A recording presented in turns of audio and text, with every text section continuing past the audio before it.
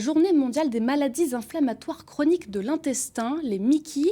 Elles sont invisibles, méconnues du grand public et ne se guérissent pas. À Reims, le CHU Robert Debré nous a ouvert les portes du service du professeur Cadio qui prend en charge ces malades. Isabelle Forboto avec Xavier Kless. Voilà, donc là on est dans le rectum.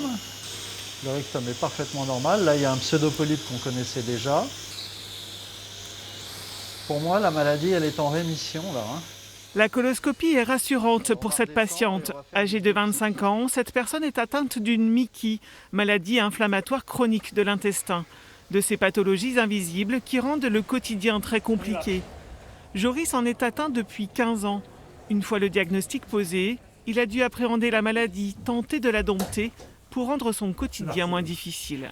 Il y a des périodes où tout va bien, normalement, enfin, c'est ce qu'on souhaite au maximum. Puis des périodes où c'est plus compliqué, on peut avoir des maux de ventre, de la fatigue, des diarrhées fréquentes, et puis d'autres manifestations, dans la douleur articulaire, des problèmes de peau, des choses comme ça.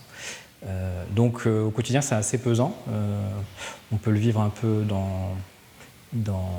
comme un tabou, parce que ça touche à l'intime. Face à la maladie, le corps médical est mieux armé aujourd'hui. Dans le service de gastro-entérologie du CHU de Reims, les soignants ont un objectif, améliorer le confort de vie de leurs patients.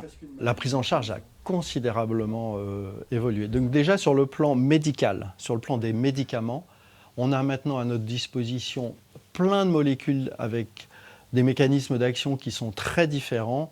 Et donc on arrive à mettre en rémission ces maladies chez la quasi-totalité des patients. Donc ça, c'est quelque chose que, par exemple, il y a 20 ans ou il y a 25 ans, on ne connaissait pas. Joris a changé de traitement récemment, car la maladie est ainsi faite de temps de rémission et de nouvelles crises. Il doit donc appréhender ses sorties, sa vie sociale en fonction de son état de santé du moment. Est-ce qu'on va tenir debout? Est-ce qu'on n'aura pas besoin d'aller en urgence aux toilettes? Donc effectivement, on développe un peu une espèce de sixième sens.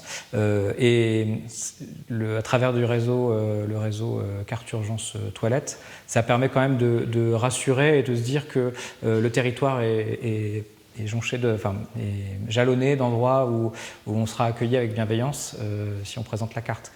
Pour sortir de l'isolement et parler le plus possible de sa maladie, Joris s'est engagé auprès de l'association François Aupetit, la seule sur le plan national à soutenir la recherche et à informer sur les MICI.